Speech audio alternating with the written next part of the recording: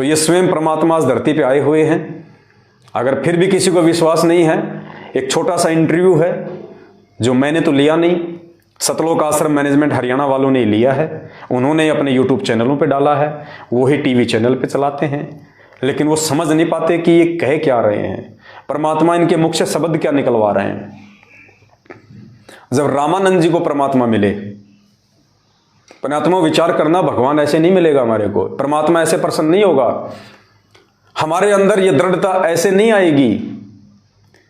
पुण्यात्माओं, आज तक विचार करना इस बात पे, आज तक भक्ति इतिहास में जिन जिन भगत आत्माओं को मोक्ष प्राप्त हुआ है, उनको कैसे मोक्ष प्राप्त हुआ है? उनको जो सतगुरु आके मिला था, जिसने नाम दिया था, ज्ञान दिया था, वो खुद परमात्मा था। यानी उन आत्माओं का सतगुरु और उन आत्माओं का भगवान एक ही था। तब उन आत्माओं ने मोक्ष प्राप्त किया। और जब तक ऐसा हमारे साथ नहीं होगा, हम मोक्ष प्राप्त नहीं कर सकते। उन सभी आत्माओं ने गुरु को और भगवान को एक ही माना, दो नहीं माना। और आज हमें ये बातें समझाने के लिए गुरुदेव ने उन आत्माओं का सहारा लिया, उन कथाओं का सहारा लिया। कैसे? आदरणीय धर्मदास जी को परमात्मा कबीर साहब सतलोक से चल के जिंदा महात्मा के रूप में मथुरा में मिले, और कुछ समय बाद में उन्होंने गरीबदास जी को नाम दे दिया, उनको धर्मदास जी को नाम दे दिया। धर्मदास जी के सतगुरु कौन थे? कबीर जी। और भगवान कौन थे? वो ही कबीर जी, जिन्होंने धर्मदास जी को आके नाम दिया। और इस बात को प्रमाणित करने के लिए धर्मदास की आत्मा को जिंदा महात्मा के रूप में उनका गुरु सतलोक लेके जाता है। और सतलोक में धर्मदास जी ने देखा कि वहां पे सिंहासन पे एक महापुरुष बैठा हुआ है। थोड़ी देर बाद में जो नीचे से जो धर्मदास जी के जो सतगुरु गए थे, वो पहले से विराजमान परमात्मा पे चवर कर रहे हैं। तो धर्मदास ने सोचा कि ये जो नीचे से जो आया है मेरे साथ में, मेरा गुरु, ये तो यहां का कोई नौकर है, भगवान तो ये है जिस पे मेरा गुरु चवर कर रहा है। धर्मदास ऐसा सोच ही रहा था। इतने में वो परमात्मा जो था, जिसको धर्मदास समझ रहा था, वो तो वहां से उठा, और जो नीचे से जो धर्मदास की आत्मा को लेके गया था उनका गुरु, वो सिंहासन पे जाके बैठ गया। और धर्मदास ने देखा, अरे ये क्या, ये जो मेरे साथ नीचे से गया था, ये सिंहासन पे बैठ गया। और वो पहले से जो भगवान मान रहा था धर्मदास, वो खड़ा होके धर्मदास के सतगुरु के ऊपर चवर कर रहा है। और देखते ही देखते थोड़ी देर में वो चवर करने वाला भगवान धर्मदास जी के सतगुरु देव जी के अंदर समा गया, जो नीचे से गया था। और अकेले धर्मदास जी के सतगुरु ही उस अनंत कोटि ब्रह्मांड के सिंहासन पे, सतलोक के सिंहासन पे बैठे हैं। धर्मदास जी के तो आंखें फट गई। ओहो, ये भगवान है जिसने नीचे आके मुझे नाम दिया, मुझे ज्ञान दिया, ये सतलोक का राजा, ये भगवान। धर्मदास ने खुशी मनाई कि मेरा तो भगवान भी एक और मेरा तो गुरु भी एक। और वापस धर्मदास की आत्मा को नीचे भेजा। और धर्मदास को विश्वास हो गया कि गुरु में और भगवान में कोई अंतर नहीं है। अगर मोक्ष प्राप्त करना है तो गुरु को ही भगवान मानना पड़ेगा। तो धर्मदास का गुरु एक, धर्मदास का भगवान एक। तब धर्मदास का मोक्ष हुआ। उसके बाद में आदरणीय गरीबदास जी महाराज, उनको नाम दीक्षा किसने दी? कबीर जी ने, सतगुरु के रूप में, नला नामक खेत में। उस समय तक गरीबदास जी समझ रहे थे कि ये बाबा जी कोई और है, और ये सतलोक की जो जानकारी दे रहे हैं वो भगवान कोई और है। तो गरीबदास जी का ये भ्रम मिटाने के लिए गरीबदास जी की आत्मा को निकाल के वो सतलोक ले गए। और वहां सेम टू सेम लीला गरीबदास जी के साथ हुई। पहले से वहां पे एक महात्मा विराजमान थे, गरीबदास जी के साथ में उनके जो सतगुरु गए थे वो उसके ऊपर चवर करने लगे। तो गरीबदास जी ने सोचा कि भाई देखो, ये जो मेरे साथ में आया है ना, ये तो यहाँ का कोई नौकर है, और भगवान तो ये है जो सिंहासन पे बैठा है, जिसको ये मेरे गुरुजी भी चवर कर रहे हैं।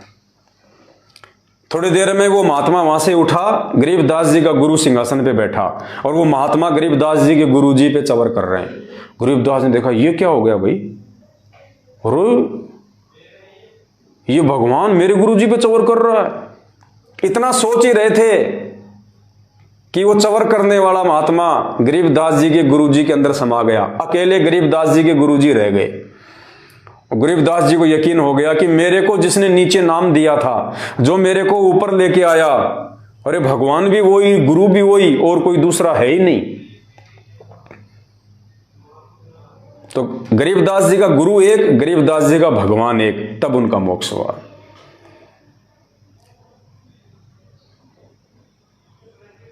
दादू जी को परमात्मा मिले, सतगुरु रूप में आके नाम दिया, फिर उनकी आत्मा को सतलोक ले गए। उनके साथ भी सेम रिहर्सल हुई। फिर दादू जी ने देखा कि मेरा तो गुरु भी एक और मेरा तो भगवान भी एक, उनका मोक्ष हुआ। घीसा जी को परमात्मा 5 साल की उम्र में मिले खेकड़ा में, उनके साथ भी यही हुआ। उन्होंने भी सतलोक में यही सब कुछ देखा और उनको भी पक्का यकीन हो गया कि मेरा तो गुरु भी एक और मेरा तो भगवान भी एक। मलुकदास जी के साथ भी यही हुआ, उनको भी परमात्मा सतलोक ले गए, सारी लीला वही हुई। मलुकदास जी को भी विश्वास हो गया कि जो मुझे नीचे आके सतगुरु रूप में मिला, जिसने मुझे नाम दिया, ज्ञान दिया, सतलोक में भी वही परमात्मा बैठा हुआ है, अपने शरीर को हल्का करके आता है।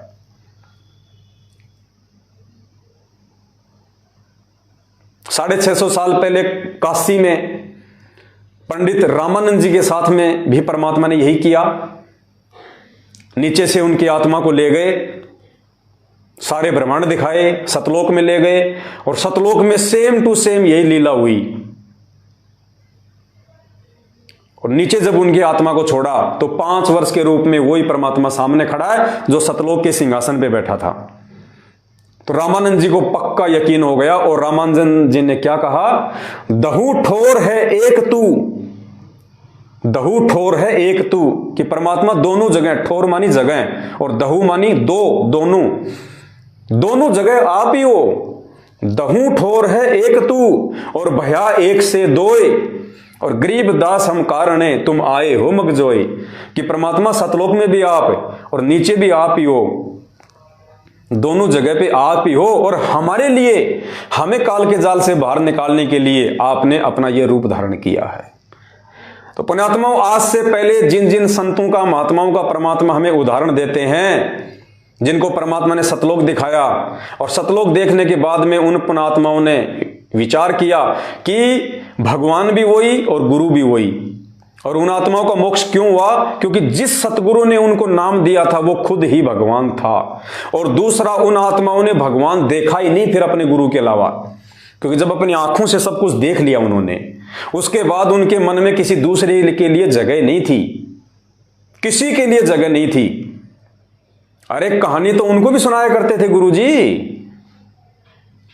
क्या धर्मदास जी को उन्होंने द्वापर में अपनी कथा नहीं सुनाई कि द्वापर में धर्मदास वो परमात्मा करुणा में ऋषि के रूप में आया था, त्रेता में वो परमात्मा मुनिंद्र ऋषि के रूप में आया था, और धर्मदास सतयुग में वो परमात्मा सत्सुकृत उनके नाम से आया था, और भाई इस कलयुग में मेरे को भेज दिया। अपने आप को छुपाया करते थे। क्या धर्मदास को उन्होंने कथा नहीं सुनाई? क्या दादू जी को उन्होंने कथा नहीं सुनाई? सबको सुनाई। लेकिन उन आत्माओं का मोक्ष कब हुआ? जब उन्होंने गुरु और भगवान को एक मान लिया। तो पुण्यात्माओं, आज यदि हम गुरु और भगवान को एक नहीं मानेंगे तो हमारा मोक्ष कैसे हो जाएगा?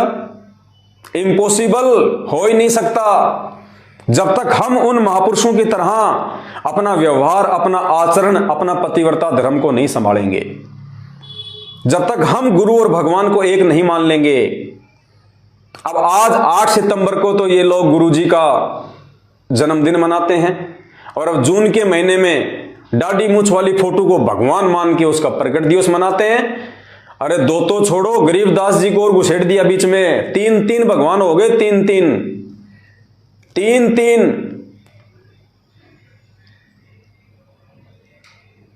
अरे क्या होगा भाई, हम किस दिशा में जा रहे हैं? अरे एक पैंट को एक ही आदमी पहन सकता है, तीन तीन नहीं पहन सकते, दो भी नहीं पहन पाएंगे ढंग से। पहन लिया तो वो ढंग से वो चल नहीं पाएंगे। अरे तुम किस रास्ते पे जा रहे हो बिचली पीढ़ी की हंस आत्माओं? तुम्हारे से तो सतगुरु रामपाल जी भगवान ने बहुत ज्यादा उम्मीद लगा रखी थी 650 साल पहले कि मैं नीचे जाऊंगा, उनको ज्ञान दूंगा, उनको शिक्षा दूंगा, अब की बार मेरे बच्चे भ्रमित नहीं होंगे और मेरे बच्चे गुरु और भगवान के भेद को मिटा देंगे मेरे ज्ञान से। अरे तुमने तो उल्टा परमात्मा की मुश्किलें बढ़ा दी। परमात्मा ने सोचा क्या था और तुम कर क्या रहे हो? तुमने तो तीन तीन कसम बना लिए, तीन तीन पति बना लिए, तीन तीन परमात्मा बना लिए।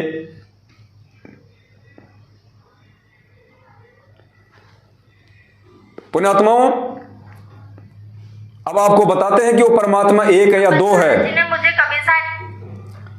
और वो परमात्मा खुद नहीं बताएगा आज ये बात। आज सतगुरु रामपाल जी भगवान वैसा ही बताएंगे जैसा वो पहले वाली आत्माओं को बताया करते थे। जैसा उन्होंने धर्मदास को बताया कि धर्मदास वो परमात्मा तो कोई और है, मैं तो उसका संदेशा लेके आया हूं। गरीबदास जी को भी ये कहते थे कि वो परमात्मा तो कोई और है, मैं तो उसका संदेशवाहक हूं। आज भी यही कह रहे हैं कि वो कबीर परमात्मा तो कोई और है, मैं तो उसका दास हूं, उसका संदेशवाहक हूं। लेकिन अपनी आत्माओं के माध्यम से परमात्मा संकेत भी करवा रहे हैं, हमारी आंखें भी खोल रहे हैं कि मैं उसका दास हूं या फिर ये पूरी दुनिया मेरी दास है। अब जो जो घटना उन पहले वाले महापुरुषों के साथ में घटी, जो सतलोक गए, अपनी आंखों से देखा कि सतलोक के सिंहासन पे केवल अंत में वो एक ही परमात्मा रह गया, वो घटना परमात्मा ने इस आत्मा को भी दिखाया। इस बहन की आत्मा को परमात्मा सतलोक लेके गए, सतलोक में परमात्मा ने वही रिहर्सल इस आत्मा को करवाई, दिखाई, फिर नीचे छोड़ा ताकि ये अपना इंटरव्यू देके और ज्ञानी आत्माओं के विश्वास को और ज्यादा जो है उदृढ़ कर दे। तो पुण्यात्माओं, ये विश्वास परमेश्वर साथ संगत से जुड़ी हुई आत्माओं का दृढ़ करवाने के लिए इस प्रकार के इंटरव्यू दिलवाते हैं। वरना जिसने इंटरव्यू दिया उसको भी नहीं पता कि मैं क्या बोल रही हूं। और जो लाखों लोग उन टीवी चैनलों पे इंटरव्यू सुनते हैं लेकिन मनमान आचरण कर रहे हैं, उनको नहीं पता कि बहन क्या बोल रही है, क्या शिक्षा दे रही है। ये शिक्षा आप समझ पाओगे, ये शिक्षा को आप पकड़ोगे, क्योंकि मोक्ष आपने करवाना है। भगवान ने आप लोगों को छांट के अपने हीरे मोतीलाल के रूप में इस कलयुग की बिचली पीढ़ी में जिन आत्माओं को भगवान ने मोक्ष देना ही देना है, उन्हीं आत्माओं का परमात्मा विश्वास दृढ़ करेगा। तो सुनना है बहन क्या कह रही है, गुरु और भगवान अलग अलग होते हैं या फिर एक ही होते हैं? सतगुरु रामपाल जी भगवान खुद कबीर परमेश्वर है या कबीर जी का भेजा हुआ दास है? रामपाल जी महाराज जी ने मुझे कबीर साहिब जी के सिंहासन के पास ले गए और वहां पर बंदिशों गुरु रामपाल जी महाराज जी कबीर साहिब के सिंहासन के साइड में खड़े हो गए और मैं उनके सामने। अच्छा, बहन को लेके कौन गया? संत रामपाल जी भगवान इनकी आत्मा को सतलोक के सिंहासन पे लेके गए।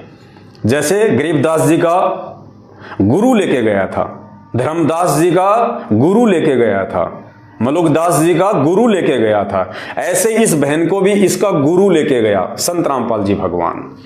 और क्या दिखाया?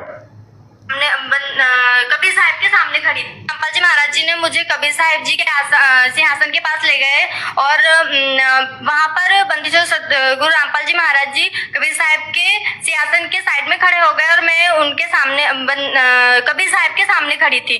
तो क्या हुआ, देखते ही देखते क्या हुआ कि बंदिछोड़ सतगुरु रामपाल जी महाराज कबीर साहिब के शरीर में समा गए और फिर अकेले कबीर परमात्मा रह गए। फिर कबीर परमात्मा का शरीर बंदिछोड़ सतगुरु रामपाल जी महाराज जी के रूप में चेंज हो गया। फिर बंदिछोड़ सतगुरु रामपाल जी महाराज जी कबीर साहिब के रूप में चेंज हो गए। फिर तब मुझे वहां पर समझ आया कि जो बंदिछोड़ सतगुरु रामपाल जी महाराज जी हमारे बीच यहाँ धरती पर रह रहे हैं, यही खुद कबीर परमात्मा है और यही भगवान है जिसे मैं बचपन से तलाश रही। अपने आत्मा, मैं तो नहीं कह रहा, ये मैंने तो इंटरव्यू नहीं दिया, ना मैंने इंटरव्यू लिया। इंटरव्यू देने वाले सतलोक आश्रम मैनेजमेंट हरियाणा से जुड़े हुए हैं, इंटरव्यू लेने वाले सतलोक आश्रम मैनेजमेंट हरियाणा वाले हैं। मैं तो आप लोगों को दिखा रहा हूं कि भगवान की पहचान कर लो, सतगुरु को पहचान लो, इसे परमात्मा का कोई दास समझ के भूल मत करना। ये खुद साक्षात धरती पे परमेश्वर उतरे हुए हैं और एकमात्र इन्हीं की पूजा करने से, इन्हीं का प्रकट दिवस मनाने से, इन्हीं के आगे भोग लगाने से, इन्हीं के बताए अनुसार भक्ति विधि करने से हमारा मोक्ष होगा। गरीबदास जी की शोभा यात्रा निकालने से, संत रामपाल जी का बोध दिवस मनाने से, कबीर जी दाढ़ी मूंछ वाले का प्रकट दिवस मनाने से और लड्डू जलेबी के चक्कर में धक्के खाने से मोक्ष कभी जिंदगी में नहीं होगा। अपना इतना बड़ा बिगाड़ कर लोगे, इतना बड़ा बिगाड़ कर लोगे, दोबारा इसकी भरपाई नहीं हो पाएगी। ये एक बार समय हाथ से निकल गया, काल भगवान साइड में गधा बना के छोड़ देगा, फिर कोई लेना देना नहीं है। तो दास की तो हाथ जोड़ के विनती है आप सभी भाई बहनों से, केवल समझा सकते हैं आप सबको, मानना या ना मानना ये आपके ज्ञान आधार और आपके भक्ति संस्कारों के ऊपर निर्भर करेगा।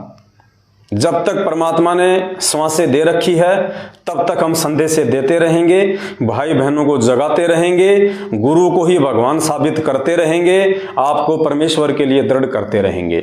और जब तक ये दृढ़ता हमारे अंदर नहीं आएगी, जब तक हम अपनी अंतरात्मा से, दिलो दिमाग से इस बात का निष्कर्ष नहीं निकाल लेंगे कि सतगुरु रामपाल जी ही खुद कबीर परमात्मा है, खुद भगवान है, इनके अलावा दूसरा धरती पे कोई नहीं है और इनके अलावा किसी का भी बोध दिवस मनाना तो उनका भी नहीं है, हमने गुरुदेव का भी बोध दिवस नहीं मनाना है, सिवाय उनके प्रकट दिवस के 8 सितंबर के। और अन्य दूसरे संतों का ये बोध दिवस मनाना, उनका प्रकट दिवस मनाना, पुण्यात्माओं बहुत भयंकर चाल काल भगवान अपने ही भगत भाई बहनों के माध्यम से तुम्हारे को ठगने के लिए चल रहा है। अगर समय रहते उस चंगुल से बाहर निकल जाओगे तो निकल जाओगे, और मुझे पता है इस बात का भी पुण्यात्माओं कि सभी नहीं निकल पाएंगे।